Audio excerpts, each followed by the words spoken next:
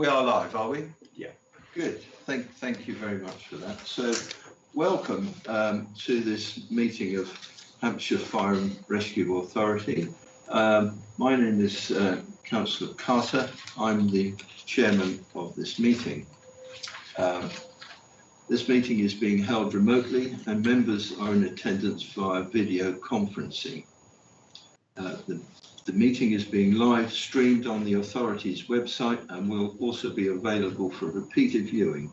Those participating in the meeting are consenting to being recorded and use of their images for broadcast purposes. We welcome Laura Cadd, who is in attendance. Is Laura with us? Not sure. She was joining to represent the PCC. She may join later.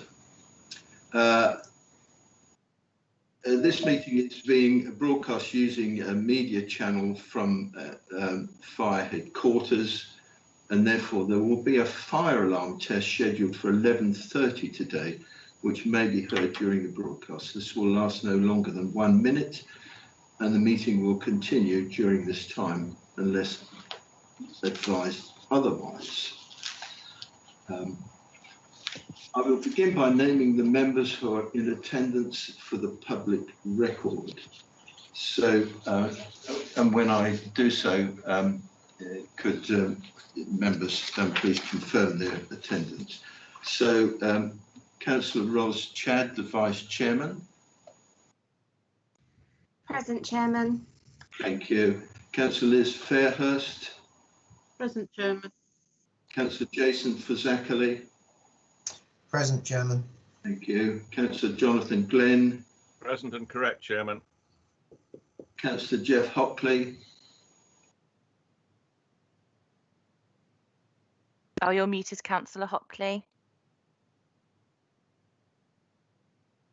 You are there, Jeff. I can see you. You have to unmute him because Jeff won't manage it until Tony gets.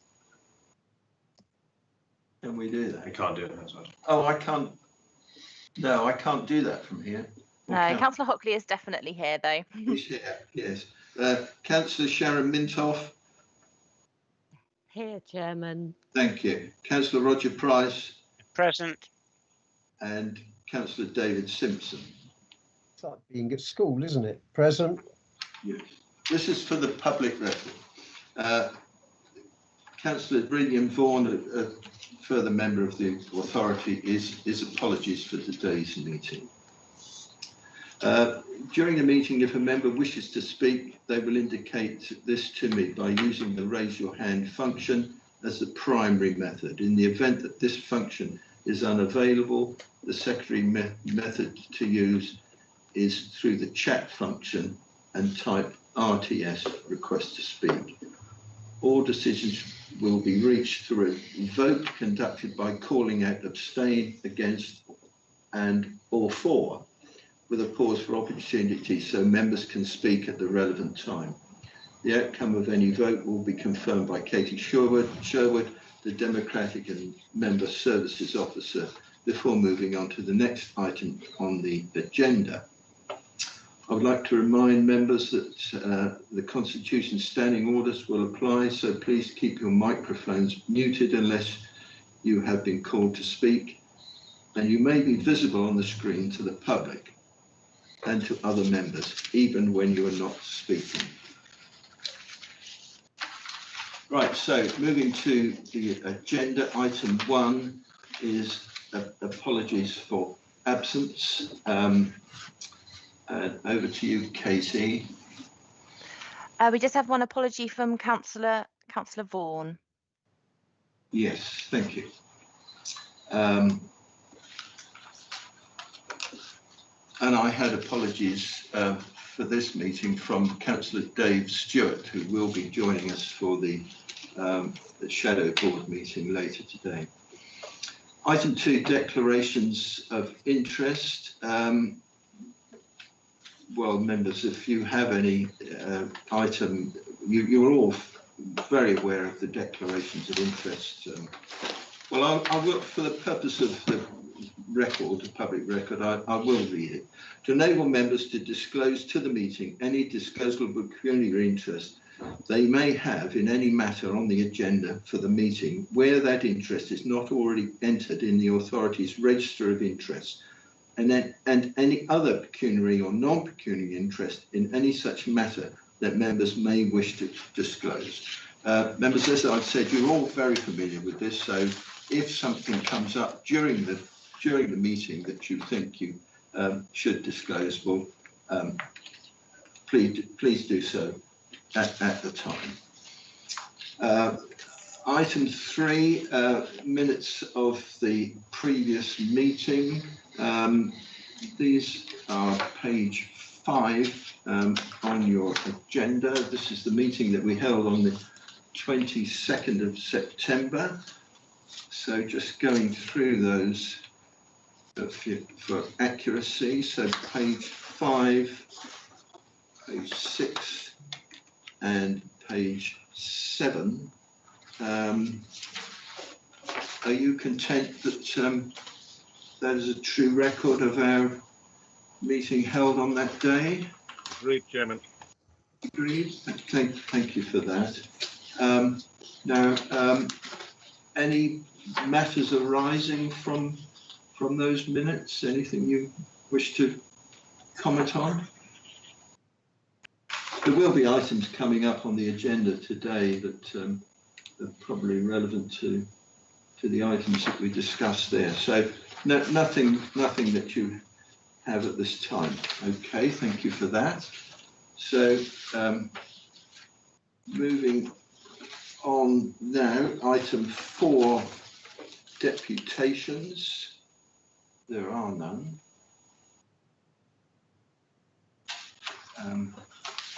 Item 5,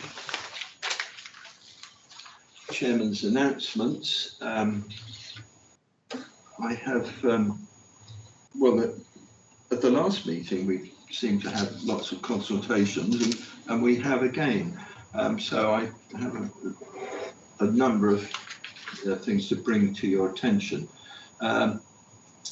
First of all, consultation Grenfell fire safety legislation. The authority has received a number of consultation recently, in particular, response has been submitted to the Home Office for the Fire Safety Consultation 2020 for proposals for implementing the recommendations set out in the Grenfell Tower Phase 1 report that requires new legislation. On behalf of the authority, I would like to thank the officers that have supported this work, which provides us the opportunity to add value to the consultation and provide our views and be able to shape the future fire sector. Consultation Spending Review 2020, a joint response on behalf of both services, Hampshire and the Isle of Wight, has been submitted to the government's 2020 Comprehensive Spending Review. It gave the opportunity to highlight the authorities, plural, that the authorities have already had a significant and difficult made significant and difficult savings, and also gave the opportunity to provide input to the spending review. COVID-19 response update. On behalf of the authority, I would like to recognise and thank all staff across both services for the work they've done in ensuring we continue to deliver the excellent services during the worldwide pandemic. Fire and rescue services continue to have an important role to play in the call to action in support of preventing the spread of COVID-19 virus and collaboration and coordination of activities. I'll invite the Steve Apter, the Deputy Chief, to comment if he wished to. Is he there? He's online. Steve, are you? I am, Chairman. Sorry, I'm struggling with a little bit of intermittent interference at the moment. So I'm sorry, I was talking about the connection rather than myself. Right. So I was referring to the COVID-19 response update. I don't know whether you heard me say that. Yes. And if there's anything that you wish to add, please do. No, Chairman, just obviously the organisation continues to adapt to changes. Obviously, the new tiered controls are now in place. The chief earlier this week gave an update to the organisation around where we've got Hampshire and Isle of Wight, and we've got different tiers in both organisations of both localities. So we're really mindful of keeping a mind's eye on that and how that may or may not impact on our teams and our organisations. But across the piece, we continue to adapt, to continue to deliver the services, quality services across Hampshire and the Isle of Wight.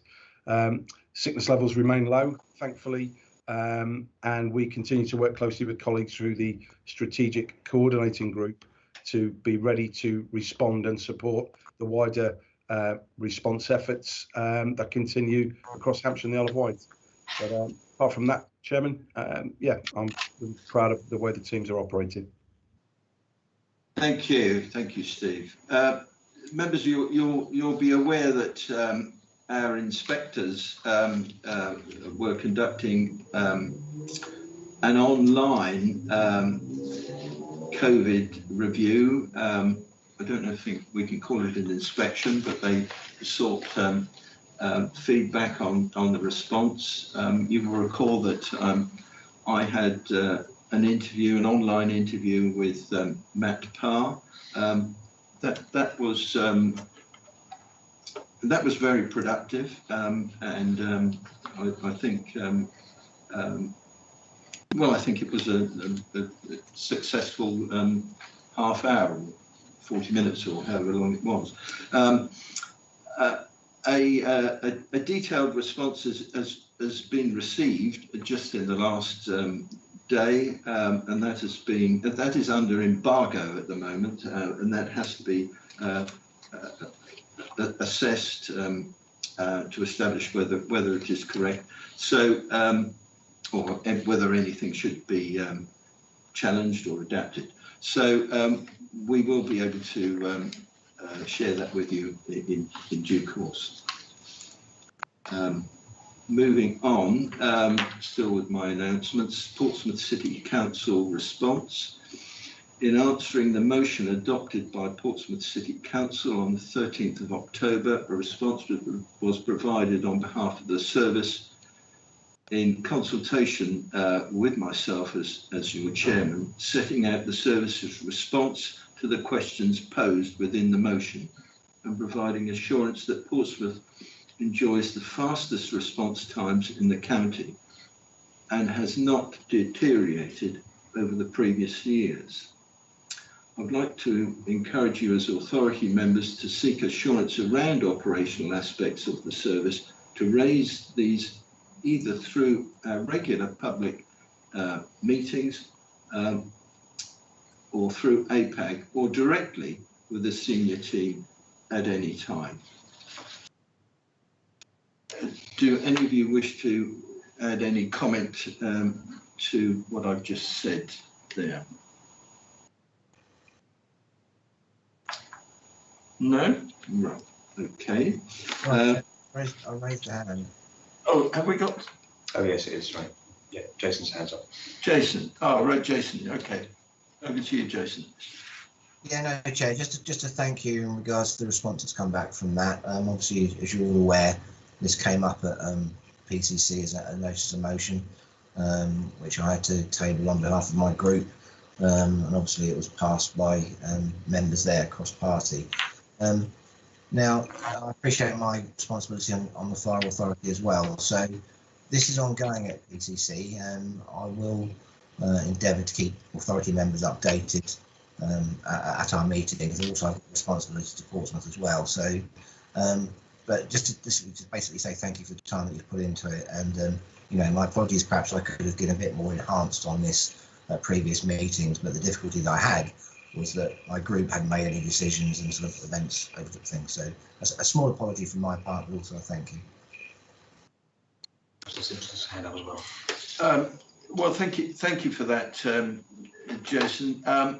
If it is an ongoing situation with Portsmouth City Council, as I think you suggested, perhaps I could suggest that you seek further clarification with Neil Odin, the chief, and his teams. Right, David Simpson, Councillor Simpson, you wish to... Thank you, Mr. Chairman. You mentioned a confidential document. Will you be telling us what that has in it in the confidential section of the agenda? This is about the HMI CFRS. HMI report you mentioned. Oh, sorry, you're going back to me talking about the COVID response. No, that is under embargo at the moment. I think I said that we would seek to share that with you as soon as we're able to, but I can't do that today. Yeah, sorry, I understood it. I've obviously got a different understanding. I thought embargo meant we couldn't make it public. That doesn't mean that the authority members can't know. So just to assist, Chairman, the current arrangements with HMI CFRS is they're issued to the chairs or leaders of authorities and the chief officer and embargoed from that point. So it is a fact-checking exercise. So about having deliberated on what they saw, what they found, they've asked us to consider the facts, make sure that they've accurately reflected what they saw. It gives us an opportunity to do that before it becomes information the fire authority should have. You'll still get it ahead of the general public and you'll still have time to consider that, but it's an early embargoed version. So that's why it's been mentioned today in passing, to keep you abreast of the facts. Yeah, thank you for that explanation. And just to add to that, I think I'm right in saying we only received it yesterday. Yeah. So it is too soon to share that, but it's a vast document. It goes into about 10 pages or something like that. So that will be shared with you just as soon as that is possible. Right, still with my announcements of the further consultation, assaults on emergency workers. Members will recall that the assaults on emergency workers consultation. I'm now able to update that in November, a letter was received from the Ministry of Justice. The Right Honourable Robert Buckland, QC MP, Lord Chancellor and Secretary of State for Justice. The letter advises that the large majority of those who responded to the consultation were in favour of doubling the maximum penalty from 12 months to 2 years to ensure that the law provides emergency workers with sufficient protection to enable them to carry out their duties, and so that the maximum penalty reflects the severity of the offence. The letter goes on to advise that the case for providing these additional sentencing powers has become stronger in the light of the COVID-19 pandemic, as there has been a rise in the number of assaults on emergency workers. The Ministry of Justice therefore intends to move at pace. After considering all responses to the consultation, the government announced on the 15th of September that they will legislate in the near future to double the maximum penalty for assaulting emergency workers.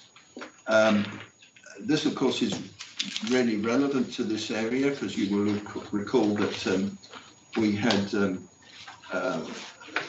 firefighters assaulted with fireworks in Portsmouth, I believe. Right, that concludes my advice to you under announcements. We now move to item 6, member development. I haven't attended any online events. There was a diversity champions meeting that the vice chairman attended. Councillor, Yes. Chairman, that's been postponed to the new year now, so I'll be attending Oh. the new year. All right. Okay. So that meeting didn't actually take place. No. Right. All right.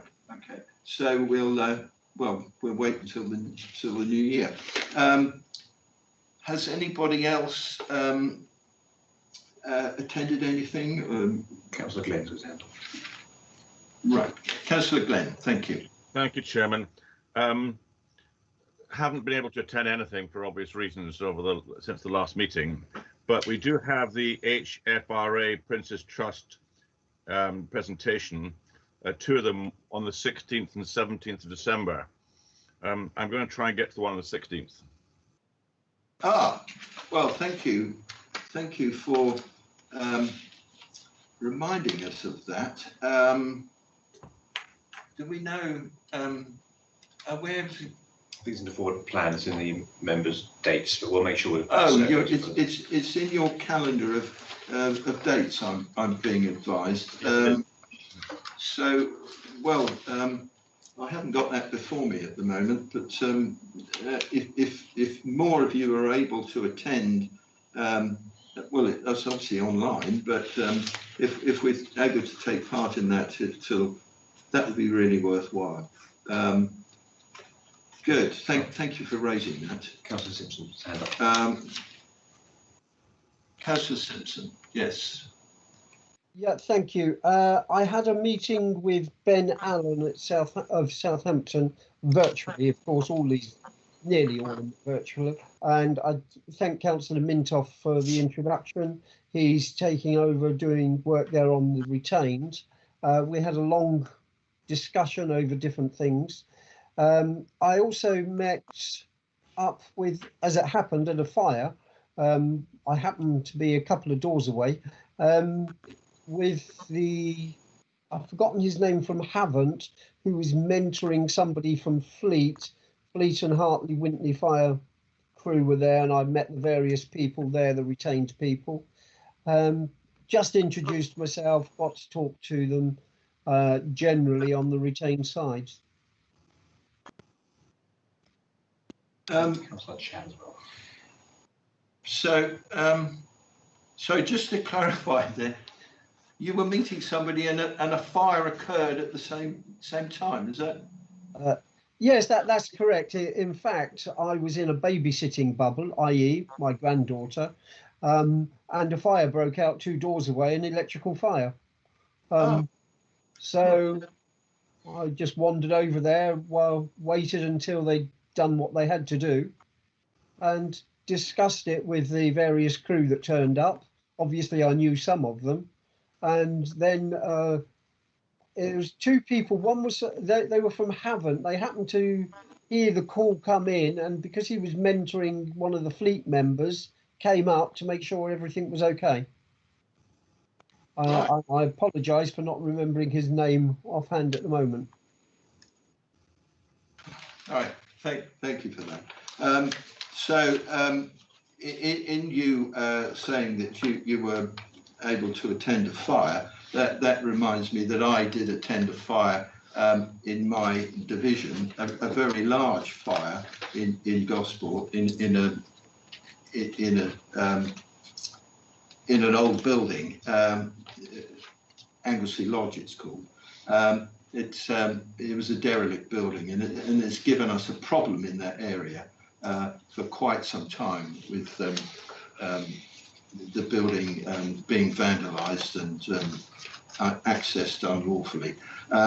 It was, as I said, a very large fire. There were 8 appliances with police and ambulance attending, and I was able to witness the fire with the help of Dave Turner, who was attending obviously in an official capacity. But it was a fire that went on for a very long time. So, Councillor Chad, I think you're muted. Thank you, Chairman. Sorry.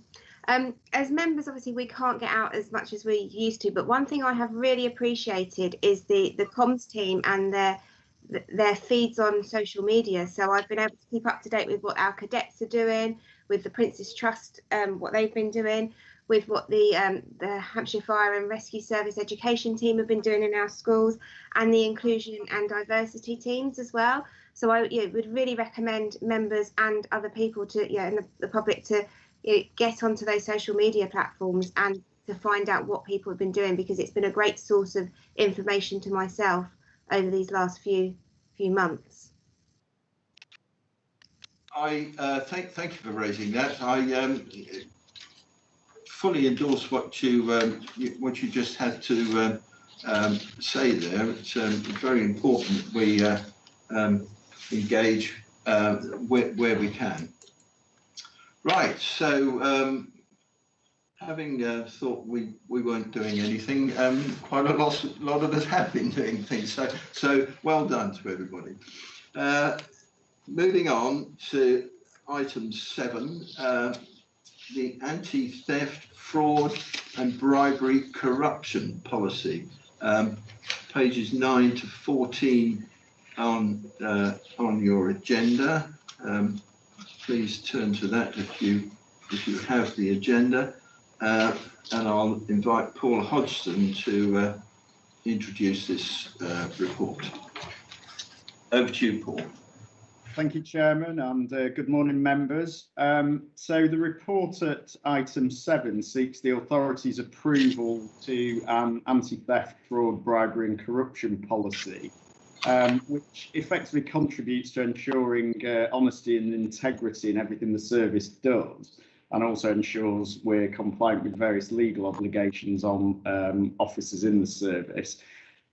Consistent with other policies that we've brought to the authority over the last year or so, we're asking the authority to approve the high-level policy statement, but that policy is then also supplemented and underpinned by more detailed operational procedures, which ensure the policy is then embedded and implemented in the service. And that's very much the case here, with underpinning policies that set out employee responsibilities and obligations, draw attention to things like compliance with financial regs, contract standing orders, rules around gifts and hospitality, etc. The policy statement and recommended approach draws together matters that are currently covered in a range of sources that are spread across the service. So it brings those into one place and sets a clear expectation from the top. So it's therefore recommended that the proposed policy is approved, rather than leave things in a more diffuse state, which could lead to potential ambiguity or uncertainty. And then just finally to add, in order to assist with implementation and awareness of this policy, if it's approved today, I understand the internal audit will be delivering some sessions for staff, some awareness sessions over the coming year. So that's really what I was going to say about it. Happy to take any questions. Right, so thank you, Paul. Councillor Simpson, please. Yes, thanks, Paul. That makes perfect sense, the paper. I just wonder, under paragraph 18, you say it's going to be reviewed periodically. Now, I'm assuming that's more than once a month and less than once a decade. So what sort of periodic are we talking about? That is a very good question, and it's probably one for the service, really, for officers. So is anyone able to help me out with that one? I'll happily intervene. Thank you, Paul. I mean, along with all of our policies, and Paul actually hit a really interesting note there. So, for example, internal audit would test some of this policy at some point once it's embedded, and their findings very much would lead to our considerations about when to review, and that would go back through standard governance and various other committees to make sure we are keeping these policies under review. There is a natural review period on all policies anyway, so there's a trigger on our system to make sure that they are either reviewed, as in there's a quick check, no need to change this, no information suggesting this needs to change, and that happens every year, so that's a normal check and challenge. But equally, other information may come in, the legislation may change, internal audit may find issues which we need to adjust, and that would cause an early review if needed. Okay, thank you very much. Right, so Anybody else? Councillor Price wants to talk. Yes, sorry, I missed your. Oh, I'm looking on here. Yes, Roger Price. Thank you, Mr. Chairman. I fully agree with the document. I think that it's the right way forward. I think we should have a policy on it. My only issue is about the Appendix A, which is the policy document. Firstly, I think it should be branded Hampshire Fire and Rescue Authority only, not the Isle of Wight, because we're sat here approving a policy which relates to Hampshire. The Isle of Wight, when we sit as a joint authority, or when we become an integrated authority, is that they may take over all of our policies, or there may be a process which has to go through to say that that is the new authority accepts them. But at the moment, it should only be badged, in my opinion, as Hampshire. The other point is that although the authority is the overarching authority over the service, I think that so that there's no misapprehension, is that I think the word service should come into it within the first line. It says the authority is determined. I think it should say the authority stroke service is determined, because at the end of the day, it is the service that's going to be really making sure this does happen, or there's no fraud, bribery, or whatever. So to me, it should include the service's name as well in this document. So I would like to just see the Isle of Wight badge taken off of Appendix A, and also the service added to within the authority. Thank you, Mr. Chairman. Who's going to comment? You or Paul? I'll bring Paul in a second as well. I think it's an important, probably legal question in that as well. So accepting the point that this is Hampshire Fire Authority, the challenge is that I've been appointed as the chief officer for both services, albeit the employer currently is the Isle of Wight for Isle of Wight staff. So I think that point's it seems sensible to me, but albeit that we know the things contained within this policy are contained in places in the Isle of Wight's governance as well. So I think if Paul's happy, for the context of between now and April, we may as well take the Isle of Wight badge off this appendix, albeit I would still expect staff in the Isle of Wight to comply with this sort of thing anyway. So if Paul's happy with that, do you want to comment on that part first, Paul?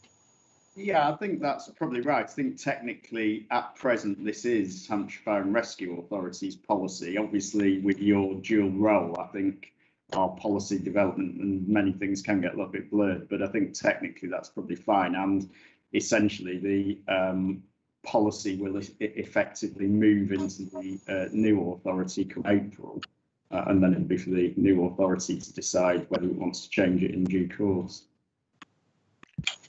So can I just come back a second on that? Because then it would actually have the combined badge. It wouldn't have two badges then. It would have the combined badge as the correct authority. Yeah, that's right. And if I may, Chairman, the point about service, I personally got no great qualms about the word service being included in that sentence. I think by definition the authority wishes it to be so. My duty is to enact it. So I think it almost goes without saying, but except for clarity, it may help in that regard. But again, I'll check with Paul and make sure he's happy with that. Yeah, I think we probably want to make sure we're consistent with our normal approach to policy as well. I mean, I think this policy is very much the authority's policy statements and a statement of intent and direction. But I think, yeah, Neil's right. It sort of goes without saying that is operationalised through the service. I don't really think it matters a great deal either way whether service is included or not. I think it could be, and that doesn't have any difficulty. Equally, if it's not, I don't think it's a material omission. Thank you. Well, the authority sets the policy for the service to adhere to, and that's all set out in, well, clarified in paras 16 and 17. Without a policy, the authority is operating with ambiguity, it says, and the policy links to our values and illustrates the culture of the authority. I have no problem in somewhere in the document it mentioning that the authority sets this policy for the service to adhere to. If that can be in there somewhere, that would add clarity. We are in a sort of strange position as we move towards the new combined authority, and Roger is quite right that this document will have to be rebranded with a new badge, and this policy will presumably come before the Isle of Wight Council in their next meeting. No, it won't. No, it's for this. That's the point. It's for this authority. The Isle of Wight Council has arrangements in place. It has already. As and when we combine, there'll be a joint policy. All right. So if we need to amend this branding on this document, well, let's say we'll do that. It's a moot point that we're in this strange position at the moment as we move from one to the other. So any further speakers on this? No. Councillor Glenn. Oh, Councillor Glenn. Yes. Thank you. Thank you, Chris. Personally, I'm ambivalent about this, but I'll go with the flow. But I would assume that the joint branding will happen automatically when we hit April, assuming everything goes smoothly. I don't want to revisit all this. That's just taking up time on technicalities. But as long as it's a sort of automatic joint branding when we hit April, fine with me. I think you're right there, Jonathan. I think when we come to the meeting in April, I think there will be a number of items that the new authority will have to confirm that are its ongoing policies, and they will be policies that are transferred over from this existing authority. Right. Right. You've got more people. Roger Price. Oh, Roger, yes. Chairman, if I can just come back, is that I imagine, and this is a question to Paul, is that at some point between now and April, that there will be an agenda item on the joint authority, which will say that all the documents which related to Hampshire will be automatically transferred into the Isle of Wight, not individually, but as a one report encompassing the whole transfer over. Otherwise, all these documents will get lost. I don't think they'll get lost. But Paul, do you want to comment on that? It's a good point, and I think there is, as ever with all things related to the CFA transition, there is what the combination order says, which effectively almost causes an automatic transfer by law of all of these things to the new CFA. But I think as a matter of good governance, it probably is sensible for the new combined authority to actually resolve to adopt the existing policies, and obviously that gives us a platform then going forward to say those are the policies of the new authority, and they can then be reviewed by the new authority as they normally would be at present. So I think that's probably one to take away and just make sure we have got covered in the forward plan for the next few months, really. Right, thank you. Somebody else? Steve Apter's hands up. Oh, right.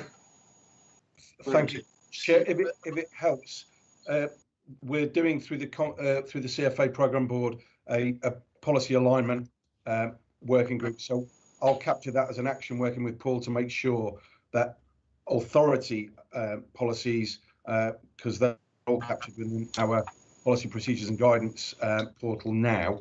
I'll make sure they are timetabled in. So I'll take that as an action for the CFA board as well. So that captures that from a governance perspective. Hopefully that helps. Very good.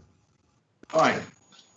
Thank you for that. So if there are no further questions or comments, can I take you to page 12, please?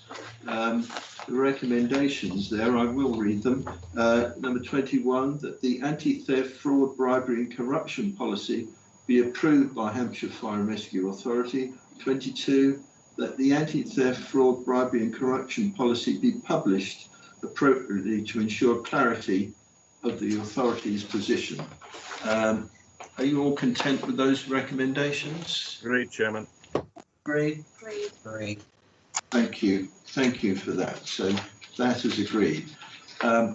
Moving on, please, to page 15 on your agenda.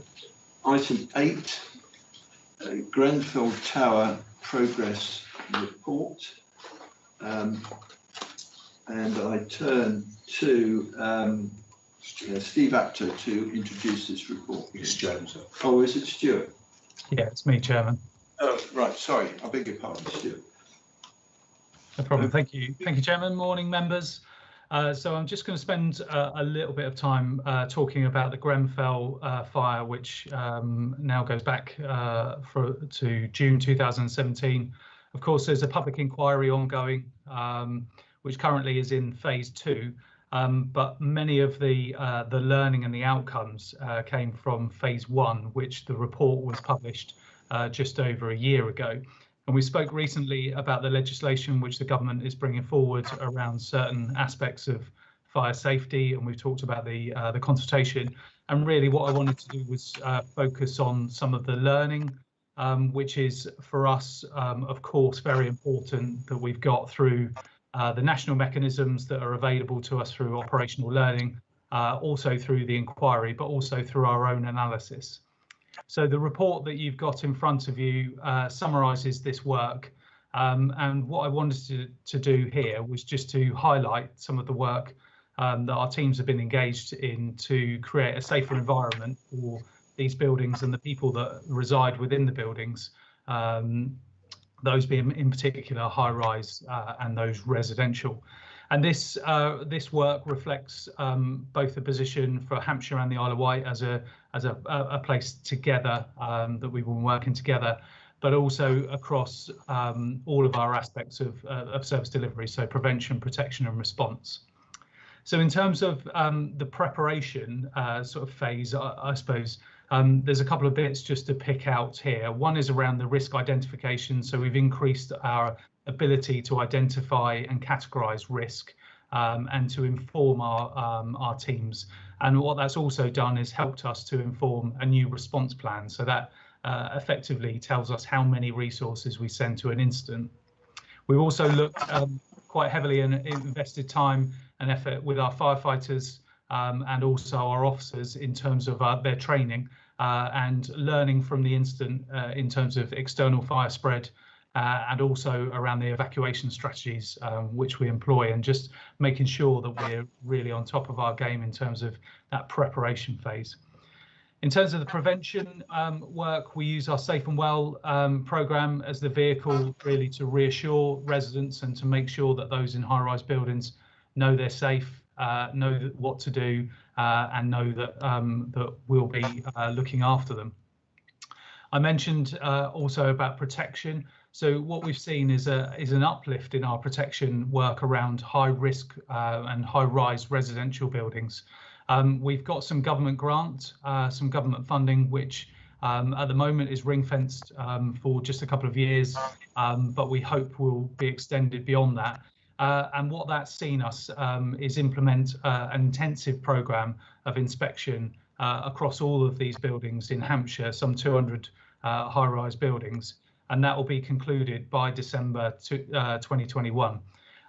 That's monitored by my operations board, and we feed back information that goes back into the Home Office so that we're keeping up that drip feed of information. And a lot of that work also, not just in terms of fire safety, but informs our premises risk information that I talked about a minute ago. So we're really trying to utilise our protection officers that are skilled in this area to also feed into helping our response crews and any response that we have to have. So in terms of response, there's been a national working group which we've been very much at the forefront of, and what that's done is allowed us to develop a new high-rise procedure, and we've rolled that out across the service. So in times of COVID, I'm really pleased with the teams. We've used technology and we've been able to train all of our staff across all of our fire crews using online webinars and using the technology that we're using today. It's really important that we collaborate with our partners so that those cross-border incidents are managed together, and we've done that again through that national working group. And then finally, we've also been looking at new technology, new bits of kit, new items of kit. So we've looked at how we communicate with other fire and rescue services through our command and control areas, also looking at smoke hoods and the provision and how we may use smoke hoods, which is a learning point that's come directly from the inquiry. And the coordination of all of that together has been put around a certain project team in essence, which is feeding across all of the service to ensure that we maximise and coordinate all of our learning and all of our activities. And some of that, again, we've managed to secure some government grant. So hopefully the paper reflects the direction of travel. I kind of skip through all of the areas to do with high risk residential buildings, and that helps to give you an informed position about where we are as a service and obviously as an authority with these type of buildings. I wasn't going to go into too much more detail, but obviously happy to answer any questions. Thank you. Thank you for that update, Stu. Councillor Simpson, please. You have a question? Chairman, Stu, on page 17, second bullet point, and then the third,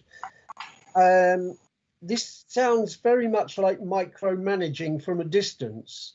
And I wondered if you'd like to explain it to me, please. We're looking effectively to bridge the communications oblique command gap.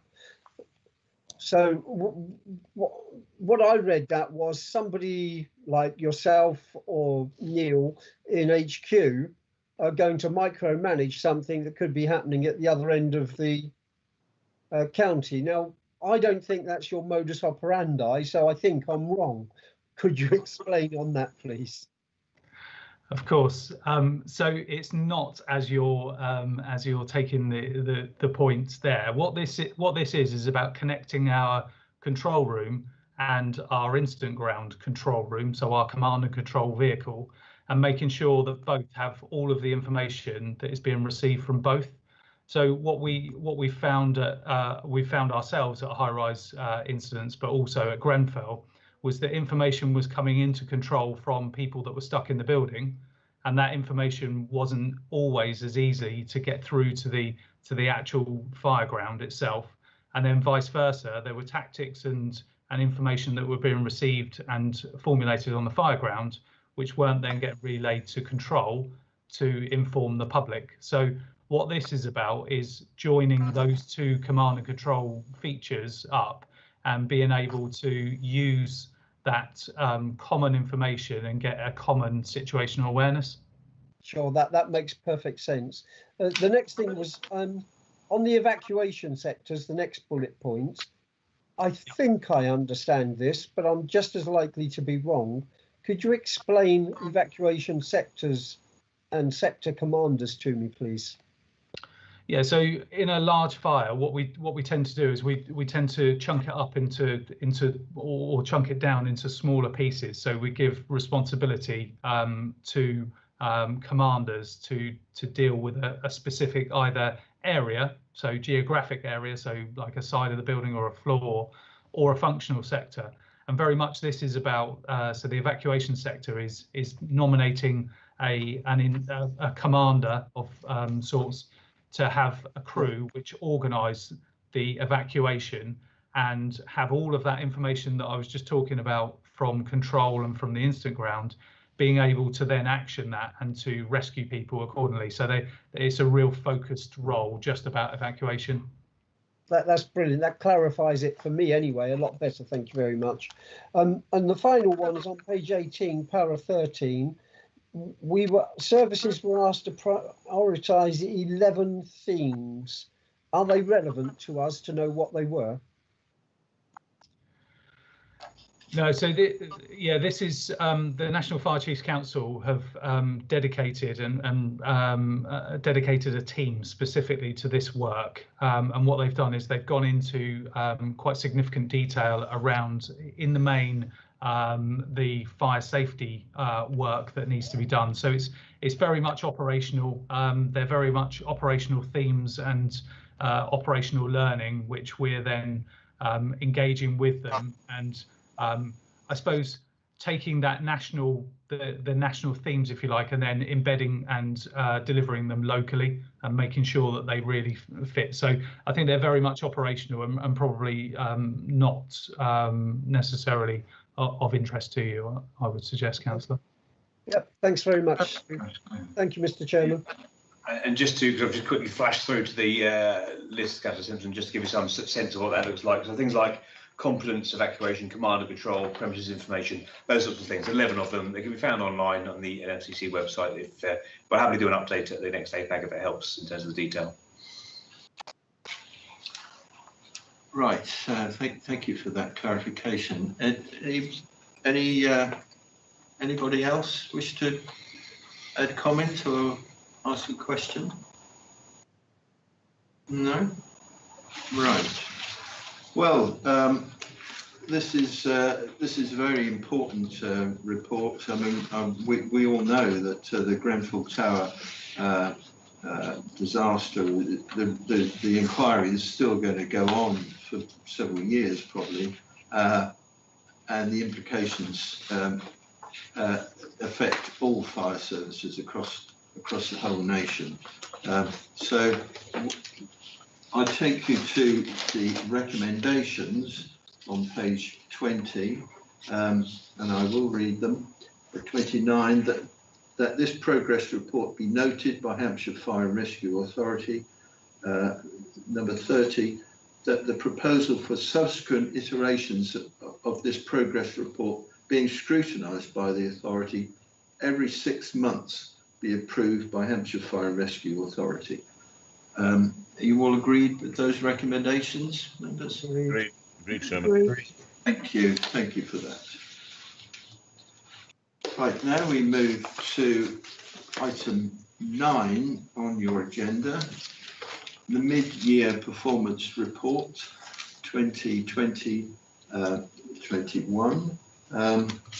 This is an extensive report, pages 21 to 78, and I invite Shanta Dickinson to introduce the report. Over to you, Shanta.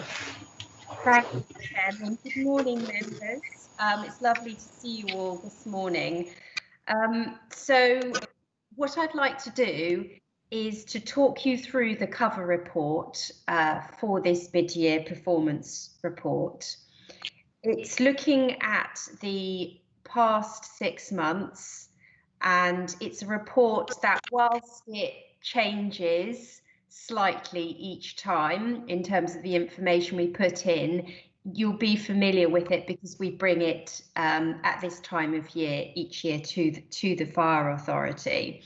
And just to sort of note in your mind that what the report is asking the Fire Authority to do is to note the service's performance against the Fire Authority's safety plan priorities, the 5 priorities: our community, public value, high performance, our people, and learning and improving.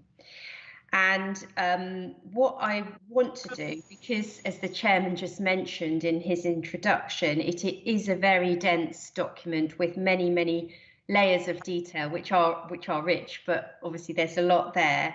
I'm going to take you through the cover report, because what that is effectively a summary of the key points within the mid-year performance report. And of course, we'll be really happy at any point to take any questions or comments. So just by way of background, it's probably worth just refreshing in terms of how the service actually manages and monitors its own performance. And if you like, from your perspective, the fire authority, what the layers are underneath the scrutiny that you give the service. So if you take it right down to an individual level, individuals have performance woven into their day-to-day work through, of course, their PDRs, their performance development reviews.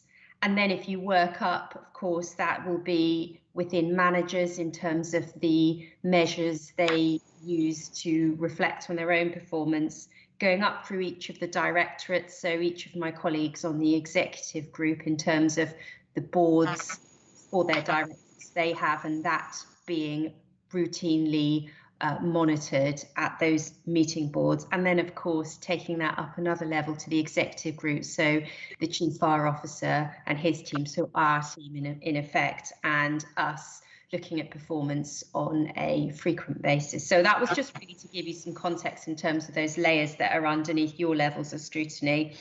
And of course, what's really important is that the measures that we have are relevant in the sense that they help us understand how we're doing, but also how we can capitalise further on great performance, but also how we can remedy or turn around areas that perhaps aren't doing as well as we want them to do.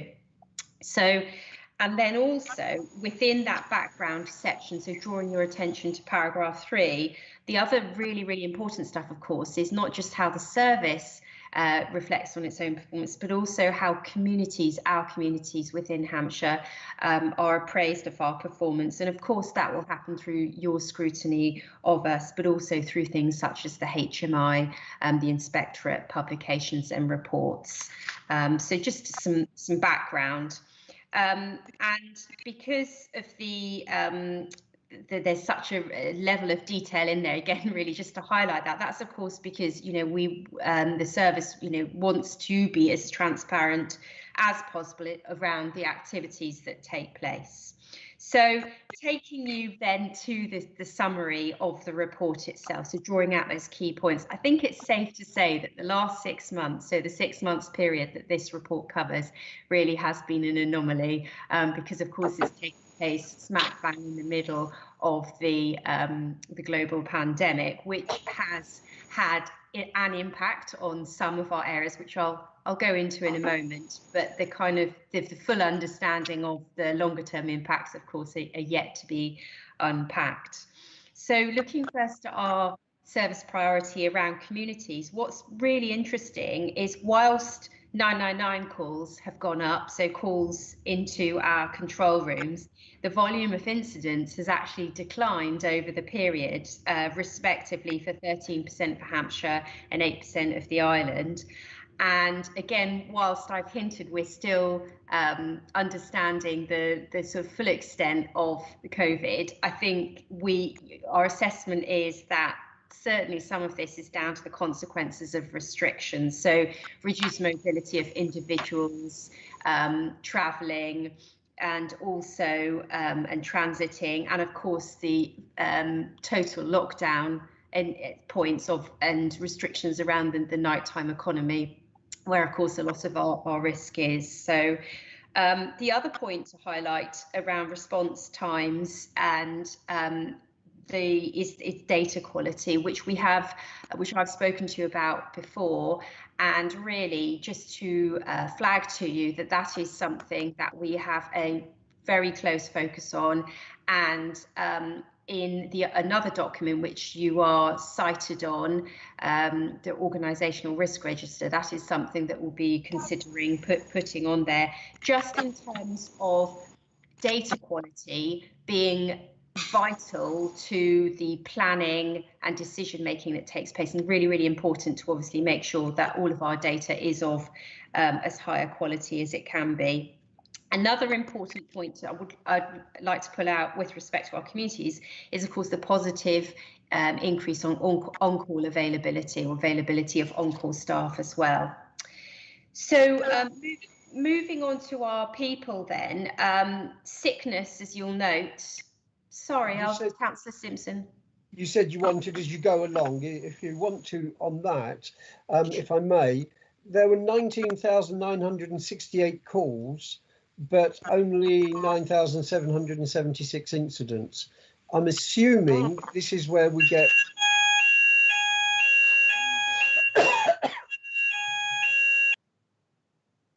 multiple calls coming in for the same incident. Now, what we are not shown there is whether we're getting more multiple calls, if that makes sense. Say last year we may have got 2 calls for an incident. This year we're getting 3 or 4, which would account for the extra 700. And if that is because more people are at home walking on their exercise, etc., because of COVID. The next thing I wanted to ask was just in the next paragraph, you've taken out 55 critical incidents with a response time of 20 minutes, but not said why, which brings down the overall. So if you could just clarify on the calls and incidents and the extra people calling in, and then if you could mention to me, please, about the critical incidents, why we've taken them out and why they took over 20 minutes if they're critical. Absolutely. No, thank you for that input. That's really helpful. So the multiple calls, there'll be a variety of reasons, wide-ranging reasons as to why that happens. And I think certainly at a future APAG, that might be interesting to unpack that with members. But just to give a couple of examples. So I suppose 2 examples that I would give in terms of why that might be. So I was at an incident in August when we had forest fires in the open. You'll recall the very hot weather, and an incident like that, a fire in the open, which potentially takes place over a period of days or more than one day, is going to attract, simply by its nature, more calls because of its sort of people in the proximity. So that would be one example. Another example would be perhaps in a dwelling where there's multiple, so a high-rise building, for example, where there's apartment block, isn't it, with multiple apartments within that typically we would expect to get lots and lots of calls for that. So I think because of the wide-ranging reasons why you could have multiple calls for one incident, it would probably be worth us having a longer discussion, perhaps at an APAG, about that to help you understand that, if that would be of use. Thank you.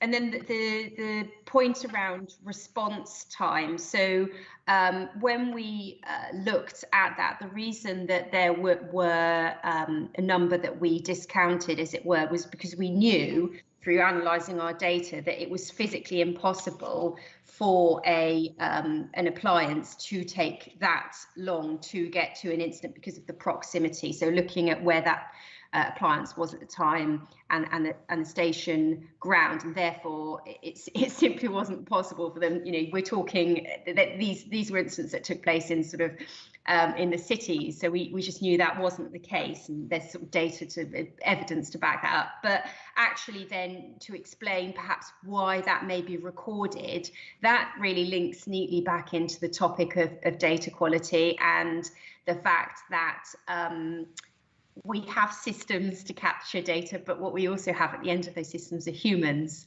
and humans in the heat of the moment can be unpredictable in the sense that they don't necessarily press the buttons at the right time because they are focused on intervening at an incident, for example. So that's why when I speak about data quality, it's not just something that's inherent within our systems, but actually all of our people, right from the chief fire officer down to a firefighter at a station, have a role to play in kind of ensuring that the data we're collecting is accurate and spot on.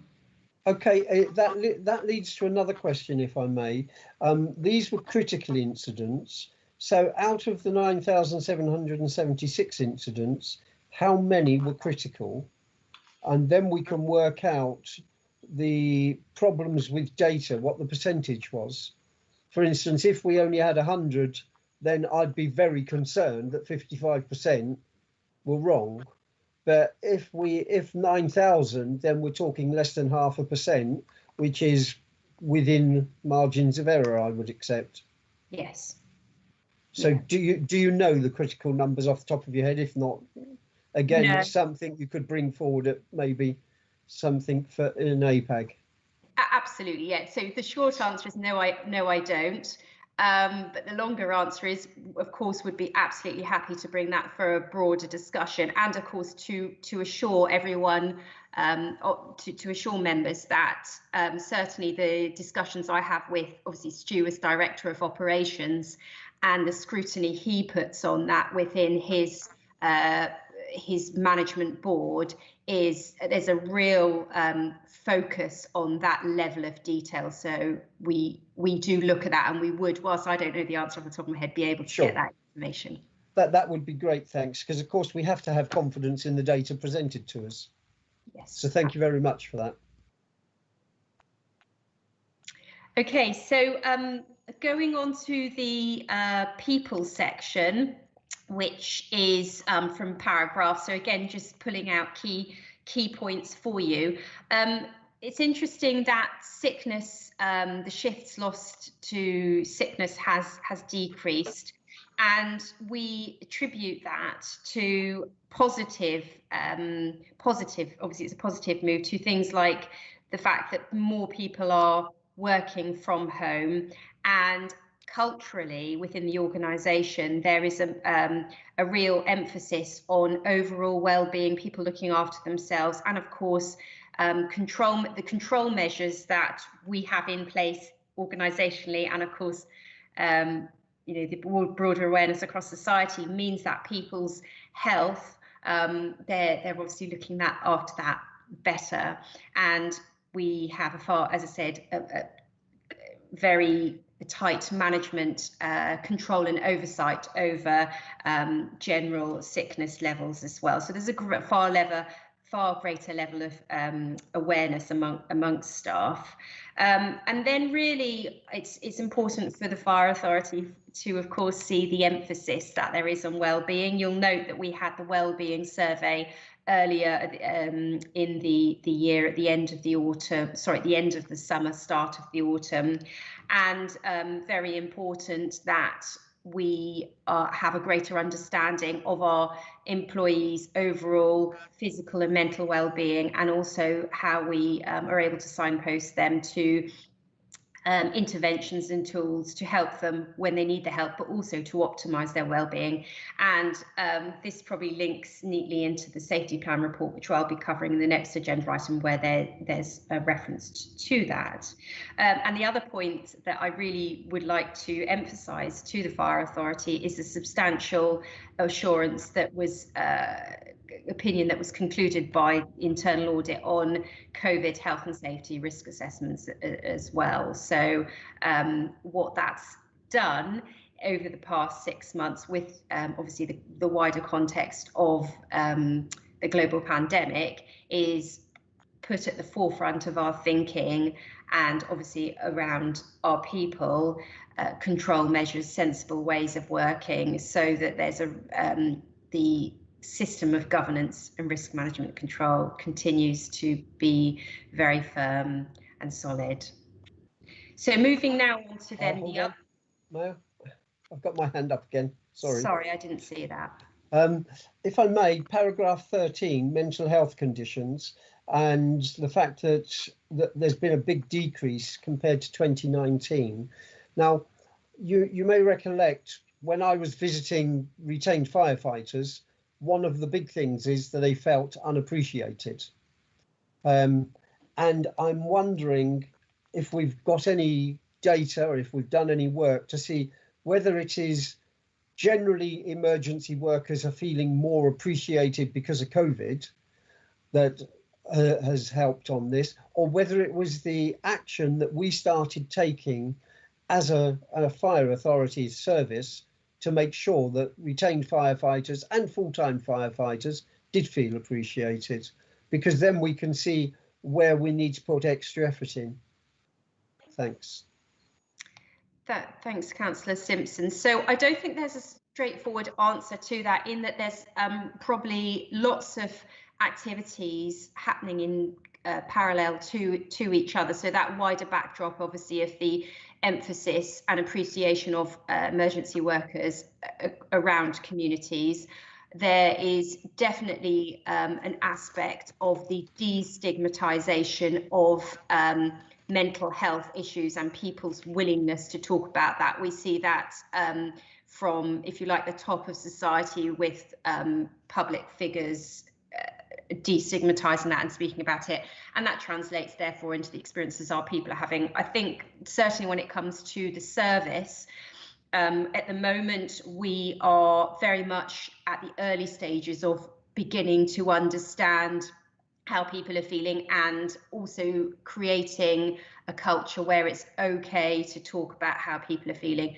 We have always had access to resources to help for people to obviously help when they are struggling, and it's we've got lots of data in terms of how people have been accessing them. So it's our understanding in that area is very much growing. In terms of celebrating our people, members will be aware that over the last this month we've had a week of celebrating our people and celebrating the service, and, if you like, a campaign. So that's always at the forefront of our minds. So yeah, there's a lot going on in that space, and it is certainly something that we are excited about in the future, in terms of not just, obviously, as I say, mental health being something that is spoken about less negatively, but actually as important as physical well-being as well. So how we can become a better organisation and better help our communities through better looking after ourselves and our people. Okay, thank you very much.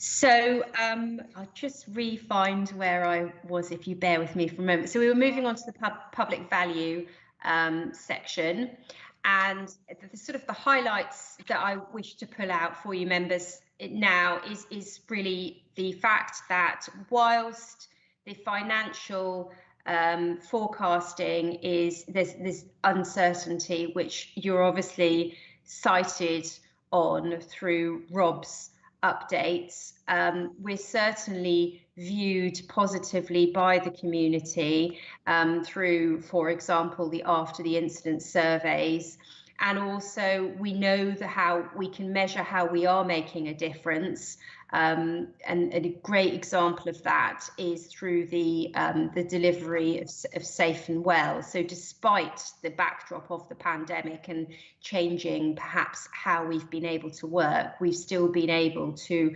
continue to make a difference to people in our community who are vulnerable. And as I said, these are just some highlights that we've picked out. Obviously, public value is something that we are very interested in understanding what the community thinks of us and what the community expects of their fire and rescue service.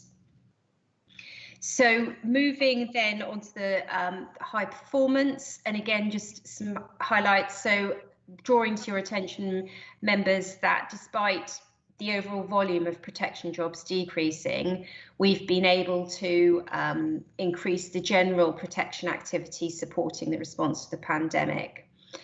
And this is something that we provide data on a routine basis to the inspectorate on, so they are well cited on our activity in this area.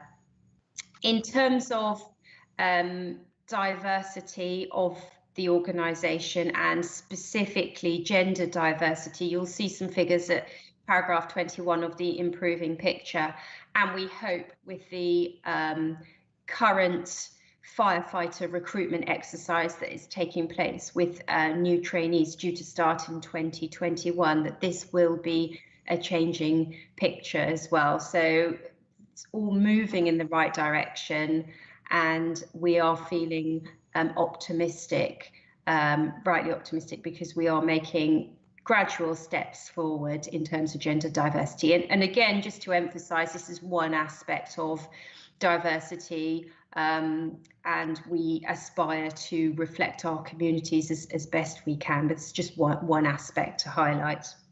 And finally, in high performance, to emphasize and to celebrate the information communications and technology team, who have been absolutely key enablers in ensuring that the service has not missed a beat in terms of delivering its business as usual. So whilst at fire station level and at response level, we've put in all of the control measures which members you've been cited on to ensure that the response to the communities is not affected. Obviously, for those staff that have been able to perhaps a more office based in a whole variety of roles, we have not missed a beat in terms of continuing with our business as usual, and that is down to the ICT team and the harnessing of technology such as we're using this morning.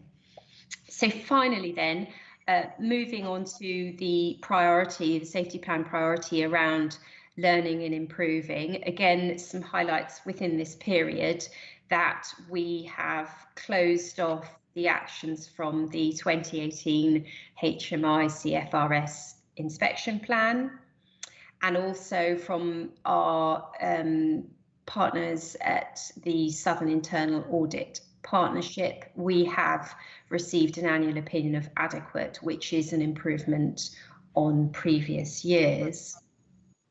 Finally, we've been using a tool called the Submit Learning Tool, which is focused on enabling people after attending an operational activity, be that an incident, training or otherwise, to informally and quickly reflect on the learning and for it to be recorded within, if you like, the services sort of archives to be accessed to improve practice.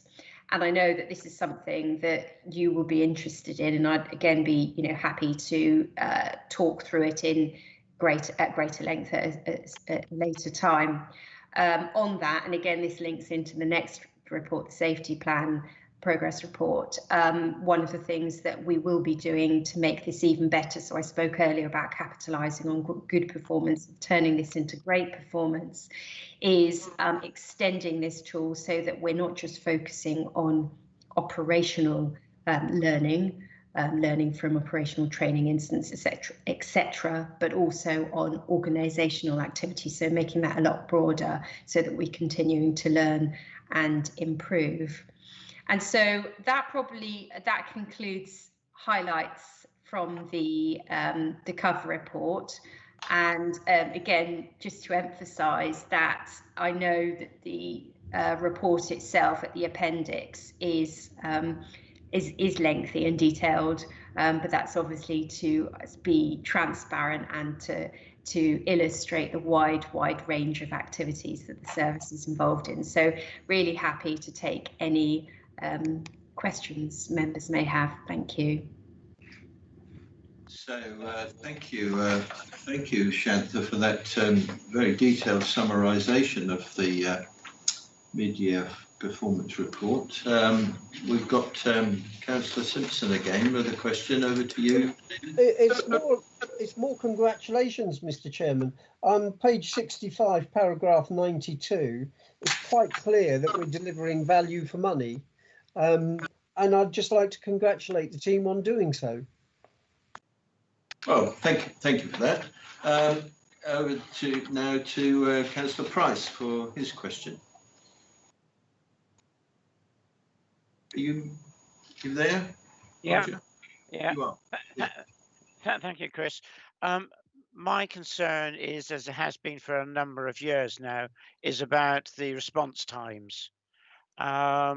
When I look at page 41, we've got all the dials and the periods of times of the response times. it just worries me is that we are continually going down, and as it says in the first report, the times were going down as well. Now, we need to, I think, get to really understand why the times are going down. Now, I believe nationally they're also doing the same. So it's not just us. Now, is this traffic on the road? Although you're attending under blue lights and vehicles get out of the way, but with more traffic, it still slows you down those few seconds more every time. Or is it something more fundamental of changes which we and talking nationally, other services have done as well? And I think that, to me, it is the one thing which the public would pick up on and say, right, you've set a target and you're only sort of 63.5% reaching that. That is, you know, almost a 50-50, and that doesn't look good at all. So we need to really understand why, and is there something which has changed nationally? Is there something that's changed locally? To really get to grips to understand this one, because the other thing which I would have liked to have seen, that we have the periods, the 1st of September, 1st of April to the 30th of September, and get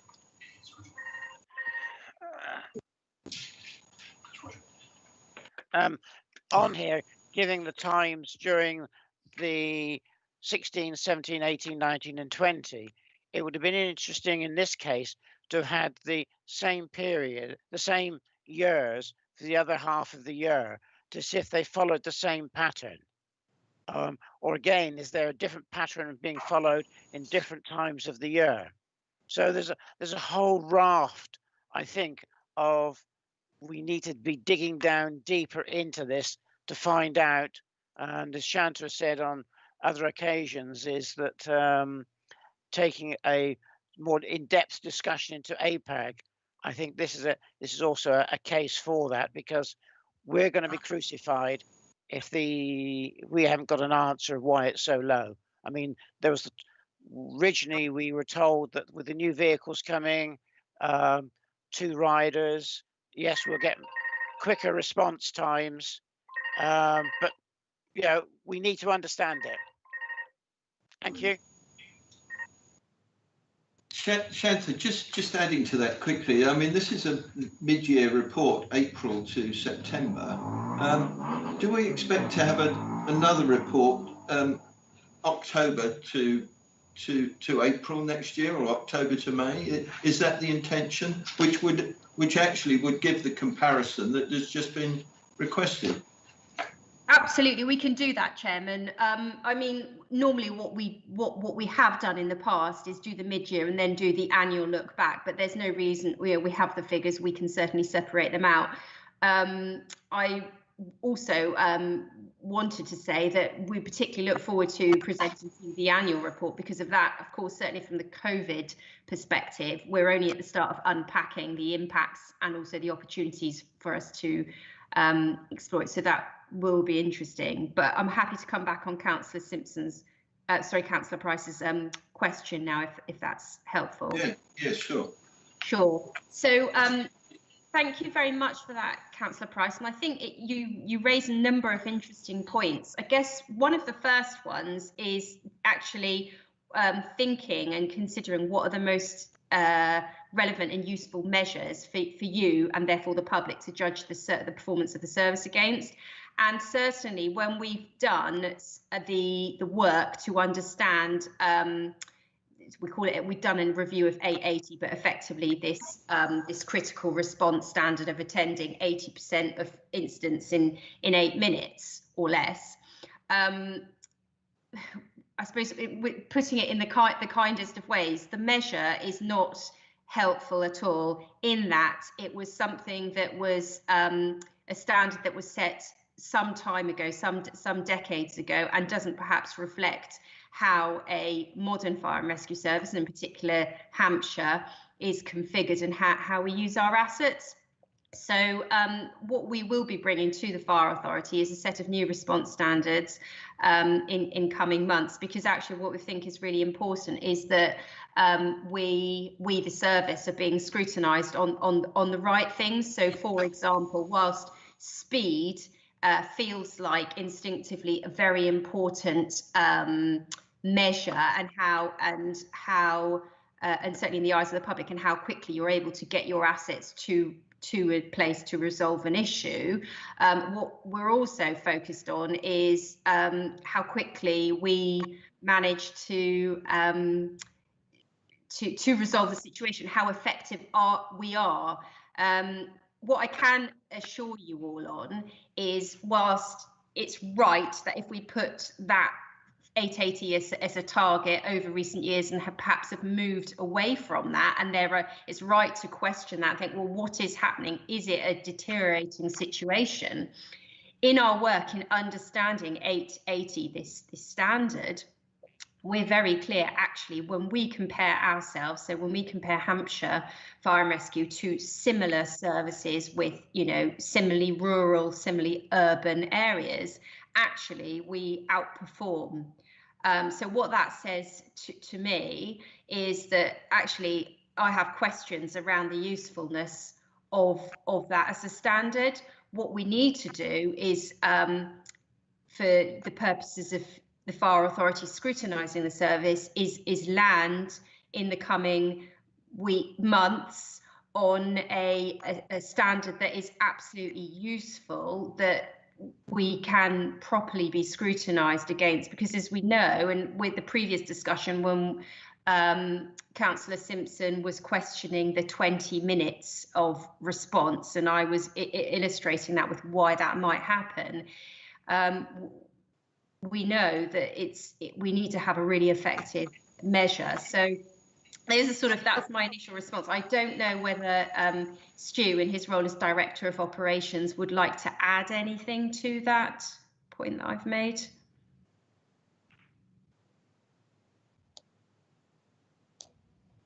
Yeah, sorry, I was struggling to get off mute. I think that there is some work that needs to be done. So if you look at the standard, the 880, it's an absolute standard. So one of the issues that we have is the split between rural and urban give us quite a spread, and you'll see that on page 42 of the report. At the top, there's a table that shows that 4-minute gap between retained and hold time, because of obviously the turn-in times for retained. So what that does is it makes it very difficult then to describe and almost to use the figures that we have for the 880, I believe. So certainly I've been working with Shantha and her team to look at more usable figures, which are much better for describing our performance and being able to make decisions based on where we deploy things. I think you're right, Councillor Price, in terms of the new vehicles. We have been frustrated with the supply chain around new vehicles, and that will have an impact around availability, because availability does have a knock-on effect to response times, that if the closest appliance is not available, then we have to send an appliance from further away. So there are a number of factors that sit within this, and perhaps it is worthy of a wider discussion to, I suppose, present all of the factors and describe the picture in its entirety. So perhaps Shantha and I could take that away for a discussion and present back. Can I just say to both Shantha and to Stu is that what we actually need is something which tells the public it isn't just us understanding, and we can delve into the depths and understand all the intricacies, etc., etc. It's when you get a headline figure which is then appears in the Portsmouth News, which the public look at, and that's the problem. And I believe that the ambulance service a number of years ago were criticised on a very similar situation, that their response times as a percentage of achievement was low, and they got very heavily criticised by the public. Now I think that we need to have some measurement which, when in the public arena is understood by the public, so they can see that we're actually achieving it. And it's got to be in the upper 90s, I would suggest, to actually show that we're getting there. Now, what it is and how it's measured, I leave to you to sort out. But I think we need to have something which everybody can totally understand. Chairman, if I may, and just to add some clarity, because in your question, Councillor Price, I think it was suggested that this is getting worse, and I guess, and you can look at the numbers yourself, but the response target is 8 minutes. We still achieve our average response time of 7 minutes 52. So you know, that in the context of the last 5 years the service has been through in terms of challenging financial situation and things we've done, I think is still pretty impressive. Now, I think the team have done a great job of explaining the nuancing and difficulties of any data set, and there is no data set in the world which is simple, because it all depends on various things. I guess what our job is to try to do is present the options to you as a fire authority, so you can make a choice on how you prefer to represent the public's view on what they would like. So clearly we've heard in your consultation from your safety plan, the public are interested in response times. The question now for us is to go away and consider what the best way of doing that. So this report is, you know, could be considered to be quite confusing because it does all of the ways of reporting response standards. In which case you could read some and say it's getting worse and it's not good. Other times you say, well, it's still within 8 minutes and it's pretty impressive given the time frames in which we've operated. So what we need to do is absolutely nail that issue, and with clarity and simplicity. But hopefully this gives you insight into the complexities around, you know, as simple as getting a fire engine to the scene of an incident is not that simple in terms of how you measure it over a period of time. Hopefully the insight today has been useful for our conversations into the new year, into the new authority to ground this issue once and for all. Right, thank you, Neil, for that. Members, any other points, questions? Yes, we got Councillor Mintoff, please. Thank you, Chairman, and thank you for the report. Turning to page 41 and 42, the response times. Now, I think all of us have been around sort of since the start of the risk review process. And one of the things was it was going to improve our response times. Now, I understand there's been sort of the issue with the first response vehicle, but how many of the retained fire stations don't yet have the intermediate capability? What's the time frame for getting them? Because I mean, I know that there is an intermediate vehicle in Southampton, which is obviously hold time. You know, there's not an issue with hold time response, you know, sort of the amount of time they take to get there. But there is an issue with the on-call stations, the amount of time they take to get there. Is it because they don't yet have the intermediate fire capability? My second question is, going to page 41 up to the top of the page, what percentage of these incidents are from hold time station and what percentage are from on-call stations, please? So in answer to your question, if I, Chairman, if we can go to Stu for the first part of the question and probably Shanta for the second, although I'm probably sure that she may not have that top of her head. But Stu, do you want to do the first part? Yeah, I can do. So in terms of our on-call stations, only one. So we've rebranded the intermediate capability to a light rescue pump. So we have a rescue pump, which is our biggest fire engine with all of the equipment. And then the light rescue pump is what we deemed as the intermediate previously. So it has the ultra high pressure Lance technology and all of the battery operated aspects. So I've mentioned to Councillor Price that Councillor Price's question that we've been frustrated with the supply chain. We've received 10 light rescue pumps. They're in the service at the moment and they'll be deployed on station. I've just, funnily enough, had a communication with our head of ops assets this morning. So the 14th of December, they'll go to 2 of our hold time stations, another 2 on the 16th of December, and then we'll roll out in the early new year the rest of those 10. What that will mean is that some of the 10 or the 5 existing will go to on-call stations, and that will help us with that flexible crewing between 2 and 5 riders that we've talked about in the past, and hopefully should allow some of those vehicles to be much more available during the day. So currently we have 1 on-call station at Whitchurch that has a light rescue pump. The rest are in progress, if you like, with our vehicle replacement program. But it is quite a challenge to get vehicles built. So, for example, these 10 have taken probably about 2 years to be received in service, just due to a number of issues, partly COVID, partly EU exit, and the fact that we buy European chassis. And lots of other logistical issues, but we keep trying to get them out there, and we monitor and try and analyse where we get our biggest bang for our buck in terms of performance increases from putting new vehicles on stations. Hopefully that answers that first bit of the question. Shantha, do you want to pick up the second part? In particular, I think there's reference on top of page 42 to the split between hold time and on-call timings, but Shantha, anything to add? Yeah, no, thanks, Neil. So absolutely, Councillor Mintoff. So draw your attention to the top of page 42. There's a little bit more data which separates out the hold time and on-call. But I suppose the important thing that I would like to highlight is whilst there will be incidents that, and it would be possible to get the data where we could say, well, there were only hold time assets that went to this, and there were only on-call assets that went to this incident.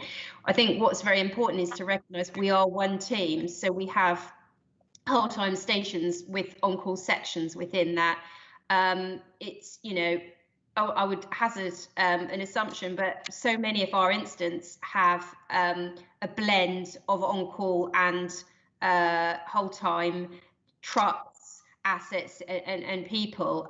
So in a way, whilst we can talk about a pure on-call station and the availability there or the response from there, it's probably far more helpful to look at it in the round because of that one team ethos. As you know and be familiar, the on-call headcount is significant within the organisation, and it is absolutely as important as the whole time. So it's very much that one team ethos.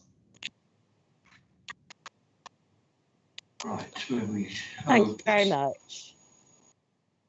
Thank you. Now we've got Councillor Simpson, please. You have a question. Thank you, Mr. Chairman. Yeah, if I may, on the top of page 42, and I appreciate we're one team, I'm wondering how control allocate what goes on, because if you strip out the 4 minutes taken for on-call to get to the station, then on-call is getting a faster response than the full time.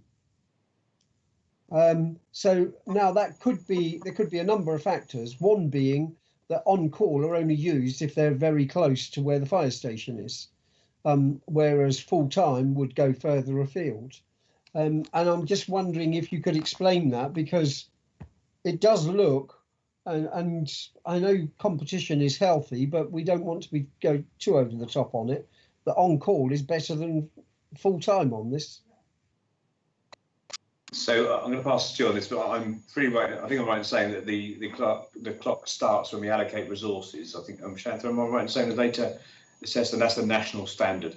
So that's why it doesn't take into account the allocation time or the response time to the station. Pretty sure I'm right in saying that, but we'll double check that. Stu, do you want anything at that point?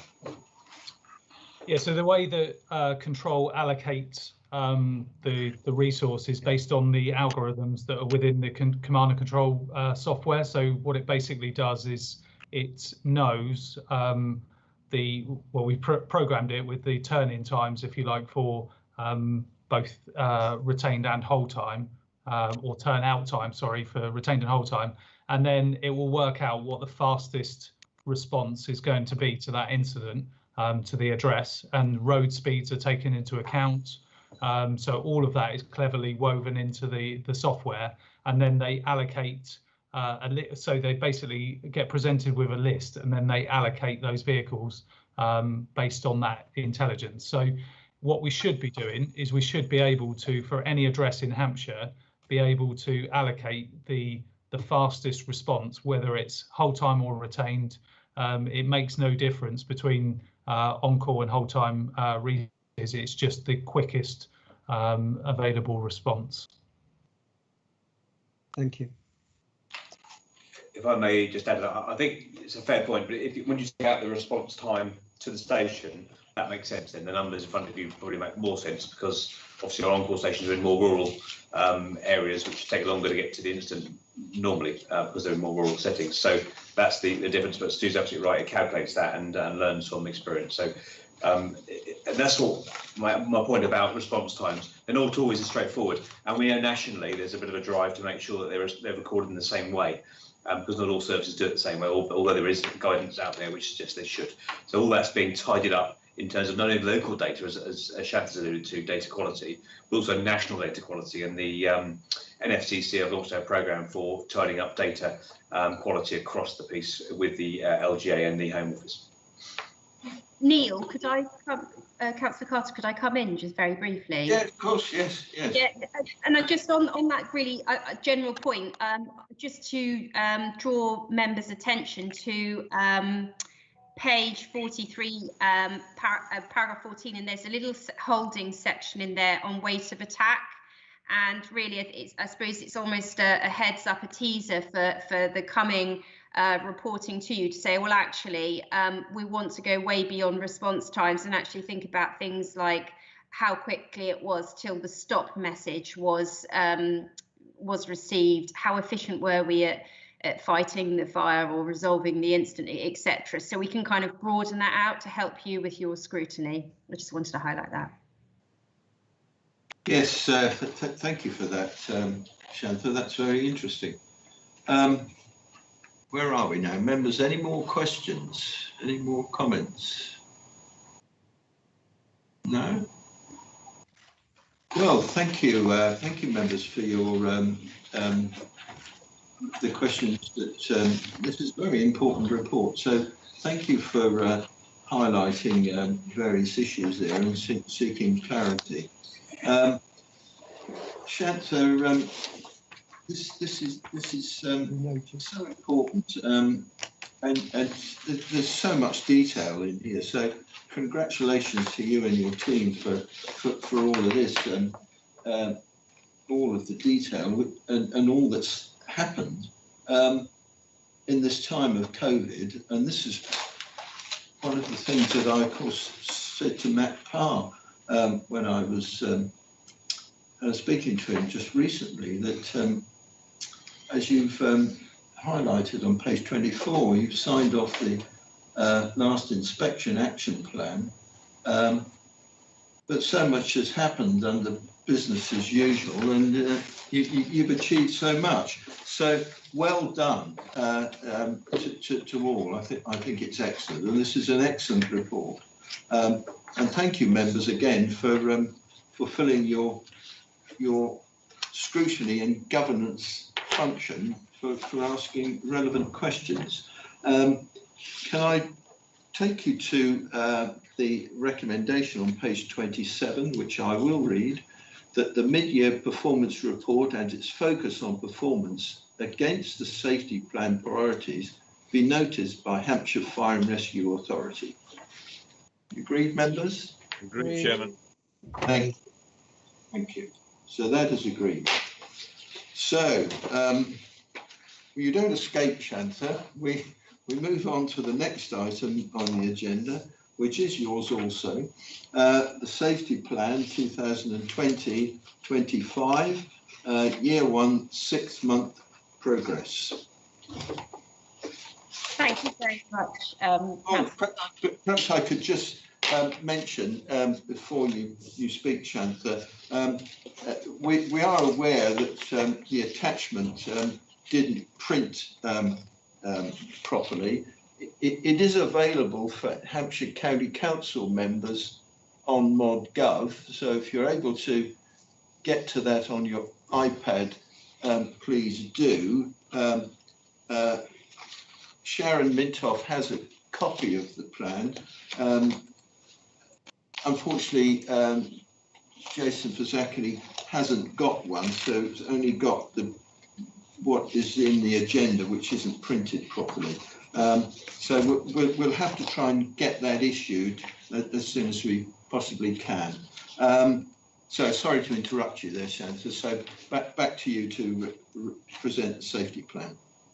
Thanks very much, Councillor Carter. So this is our 6-month report into year 1 of the 5-year safety plan of the Fire Authority's safety plan for the next 5 years. So that's 10% progress in terms of the duration and the life of the safety plan.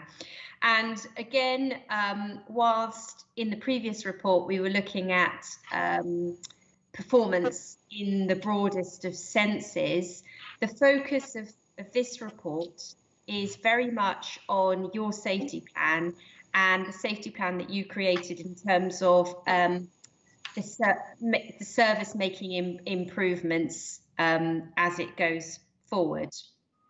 So we do, as Councillor Carter mentioned, there is the actual document itself in terms of the safety plan in the as an appendix as well. So hopefully you've had an opportunity to remind yourselves of the content, because the content of this cover report clearly is linked intrinsically within that. So we're halfway through the year, and what I would like to do is to update the Fire Authority of the progress that has been made in spite of or despite COVID-19. And what's going straight to an element of detail, it's worth just focusing on the second paragraph under summary 2, which gives you some figures in terms of where we are. And the point that's probably worth taking away the most is that those final few words, the average progress reported stands at 58%. So, as I said, we're halfway through this first year. That is typically what I would reasonably expect in terms of progress. And what I am very much alive to in my role as Director of Performance Assurance, but also with colleagues across the executive group, is actually, assuming that there will continue with the same sort of levels of progress, we will safely deliver the year 1 improvements. However, what we need to keep ourselves alive to in our frequent monitoring of the safety plan is anything that may imperil that. So we need to be constantly aware of any risks, which again therefore links into our risk management framework and how we manage risk across the organisation. And also how, as a service, we could need to reallocate resources to ensure that delivery. But in summary, as I said, we're making good and expected progress. So what I propose to do is to talk you and walk you through the 5 priorities again, but focusing on some highlights that are related to the safety plan. And again, we'll be happy to take questions at the end if that's okay. So under communities, certainly for our children and young people programme of work, obviously that adjusted. Prince's Trust went entirely or online. And there was lots of new content that was developed in our home learning area on our external website. Even though risks to the community have perhaps reduced because of the reduced mobility that people have had through the period, the nature of risk has changed perhaps far more to the domestic environment. So we fully intended to publish a campaign calendar, and obviously that's what we did to ensure that our prevention work was still able to get those key messages out there. And you'll have noted through our social media and other channels at seasonal points. So most recently Diwali, we've put campaigns out there for the public to access to continue to improve safety within their home or work environment. Looking at the change management framework in paragraph 9, that's worthy of comment, because what I want to focus on for you there is less the fact that it's good organisational practice when you're instigating any programmes to have a solid set of procedures to deliver, but actually thinking about our communities. What we've really made progress on is people impact assessments. So, for example, when we are building a new fire station or renovating a current site, what is the impact not just on our staff and different groupings within our staff, but actually on the communities? What are the opportunities that we can exploit so that those change programs, and I use stations as an example, has the most positive impact for our communities? And that's something where our inclusion and diversity team have been heavily involved with other colleagues.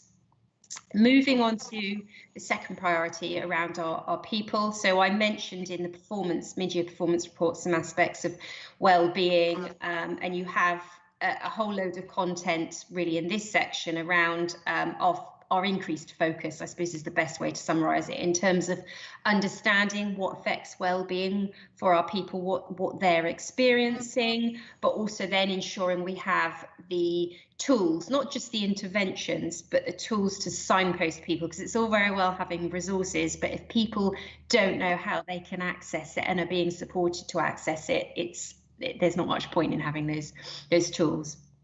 And also as well, we mentioned the chief officers, or as it's sort of informally known, the senior teams breakfast briefings, which now they were fortnightly for a while. We're on a weekly sort of battle rhythm now to ensure that we have that connection between the head of the organisation and individual teams, and also that's a two-way dialogue that our teams can get involved and ask the chief or other officers who are also on that call questions, etc.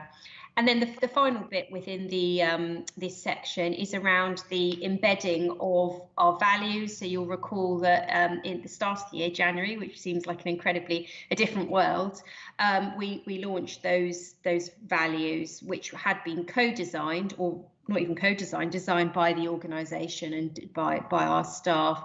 And those have been further embedded through training such as the BIT, the Belonging, Integrity and Training Programme, accessible on Moodle, and solidified with there's a working group. In fact, I'm part of that working group, which is looking at how the values are being embedded within the organisation.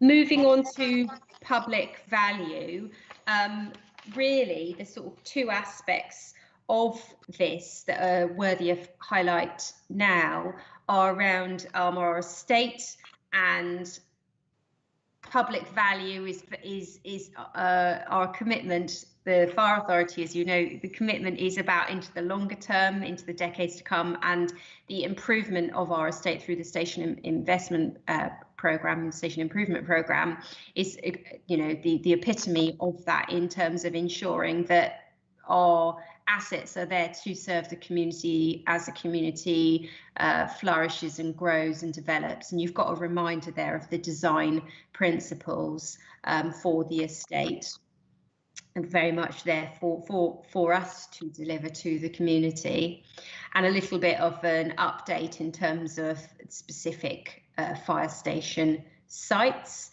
And then finally, within paragraph 18, of course, the huge programme of the combination of, or rather the new combined Fire Authority and the programme of work relating to that, and perhaps there couldn't be a better example of demonstrating that public value in terms of the citizens of the broader Hampshire and Isle of Wight region being safer as a result of the new CFA. So you're well cited on that.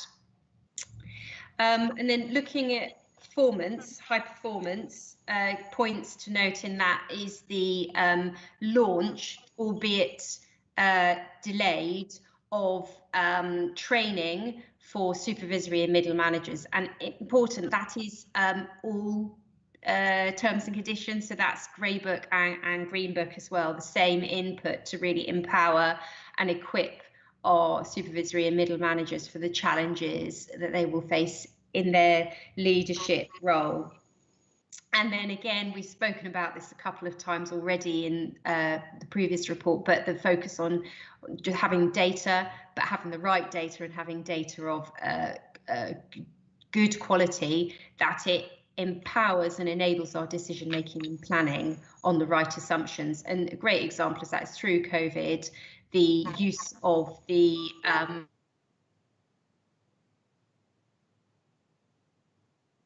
what's happened there? Oh. Looks like we may have lost Shanta. She may come back. Up in mid-flow. Lost the link. That's okay. All right, so what we'll do until Shanta returns, I will pick up the bit she was on. Oh, there she is. Is she back? Oh, no, she may have completely there. No. She dropped out. She may dial in a second. So I'll pick up the bits where she got to. Oh, this might be her coming back in. Are you there, Shanta?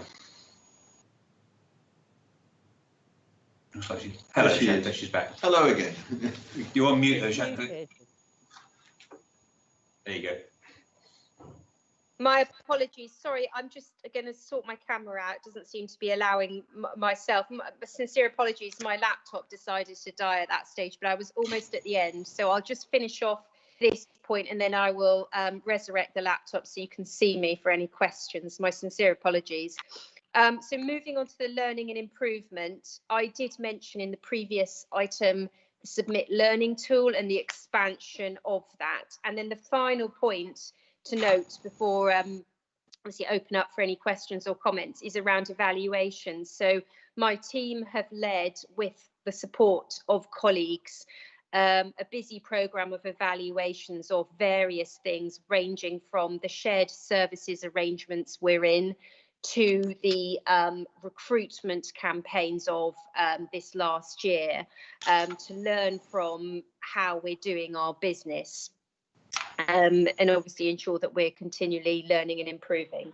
So I'm happy to take any questions, but I'm just going to pause whilst I get my sort my laptop out. Well adapted. Right. So we have Sharon Mintoff, please. Question. So Sharon, can you just wait for Shanta to return? And then ask a question. I don't know if it's a question for Shanta or for Stu, actually. Well, just ask your question then. Yes, go ahead. Okay. If we turn to page 94 of the pack, we've got sort of the map of the groups. And I note that Southampton and the New Forest are separate, and yet we've got one commander, sort of, who is commander for Southampton, Ben Allen, and he's also now taken on Test Valley, New Forest. Can somebody sort of clarify the situation, please? Thank you. Yeah, it's a good point. There's Stu, if you're on the line, could you pick that up for me? Because there has been a change in year on this, so we'll obviously update the next version of this. But yeah. Stu, do you want to pick that up? Yeah, of course. So we took the opportunity, and it was one of the objectives, funnily enough, within this plan, was to look at our management arrangements and to align where we could all of our groups and our middle management in particular, and to create the efficiencies, so the best way of working. So I took the decision around changing the Southampton and New Forest groups as being separate, so brought them together. So we've now got Southampton and New Forest, and you're correct with Ben Allen as the group manager that was responsible for both of those areas, and then also Portsmouth and Havant and East Hants. Those two groups we've combined together, and Steve Ash is currently the group manager for that area. And the logic behind that is so that all of our groups, so now our 5 groups, all have a whole time and a retained and an on-call area to cover. It allows them to look and utilise their staff groups from whole time into on-call areas and vice versa around our community safety work. And it allows them to use their management teams, so their station management and watch management teams, a lot better and a lot more flexibly. So all of the groups now have a very, very similar, I suppose, size and responsibility. Okay, thank you very much for that clarification. Okay.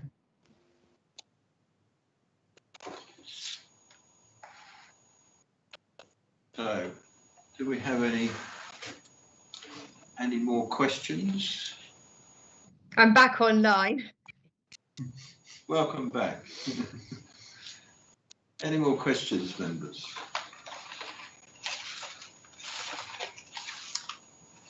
And I thought members, if you finished asking questions of the report, I just want to say a few words as your Chief Officer, and thank you, Shantha, and in fact the entire team for putting these reports together. The Shantha's team does a great job at connecting and picking up the data, which other teams have been driving and leading. And as we've heard across both those reports, it's been a tumultuous year with COVID-19 and EU transition and all those other things affecting public services this year. And I have to say, I couldn't be more proud of the work that our organisations across Hampshire and the Isle of Wight have achieved in the face of that adversity. So I'm not just saying that because I don't want you to scrutinise it well, and I'm glad that we've had a really good debate today on things that are going well and things we need to work further on. But what I do see is a service that has operated through some difficult times and continues to provide a really top-class emergency service to the community of Hampshire and Isle of Wight, and continues to make it safer, which is very much what you've asked us to do in terms of your safety plan, which we just reviewed right now. So thank you for your support, thank you for your challenge and continued scrutiny. We'll look to provide a much simpler sort of access to some of this stuff, but equally that needs to be at the end of a debate with you to make sure we're doing that well and not sort of masking any issues that you might want to see. So thank you to my team and thank you to the entire organisation for the hard work that they've been doing this year on my behalf. Thank you, Chairman. Well, thank you for that, Chief Officer. Members, anybody want to make any other points? Right, thank you.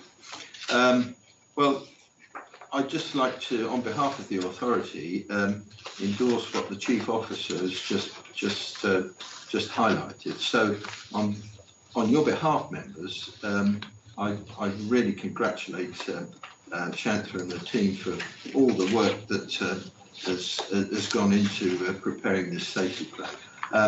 I think it highlights what an exciting time lies ahead for the new combined authority with so much happening. And if you look at the breakfast briefings that it says here 120 attending on average, 60 replays after the live briefing. I think that's really important. We know that we've had criticism in the past from various stations around the county that they're not informed or they don't know what's going on. This is weekly briefings, not necessarily with the chief. Well, it's part of your team, isn't it? Yeah. And I think that's excellent because it's a two-way process. They can ask questions and get immediate feedback on relevant issues. So I think that is a tremendous way forward. So congratulations for introducing that, and it's. Well, clearly it's part of the new normal, isn't it? It will carry on when COVID finishes. So I did say at the outset of this agenda item we couldn't all get the plan, but it is for Hampshire County Councillors. It is on ModGov, and if you look at that. You can see my photograph is there, but it isn't on the document. You can't see me on your agenda item. A minor point, members. So, taking you to page 87, please, the recommendation that despite the impacts of COVID-19, positive progress towards the delivery of year 1 of the 2020-25 safety plan be noted by Hampshire Fire and Rescue authorities. Members, are you all happy to note that? Agreed, Chairman. Agreed. Thank you very much for that. Right, so now we move, please, to item 11. Item 11 is the minutes of Standards and Governance Committee held on the 30th September this year, and I refer, please, to the chairman of that meeting, Councillor Fairhurst. Thank you, Chairman. I'd just like to present the minutes of the meeting and happy to take any questions. Any questions, members? No? Well, we accept those minutes, which were all resolved matters. Yes, thank you for that. Moving on further to item 12.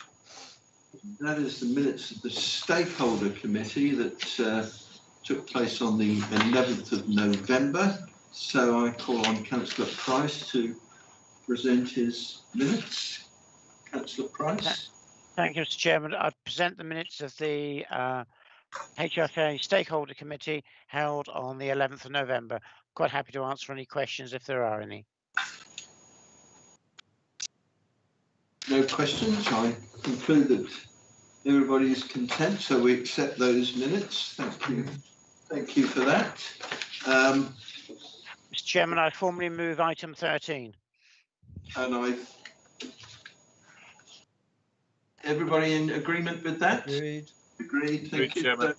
We exclude the press and public, so can we? Okay. Tight. Rob, can you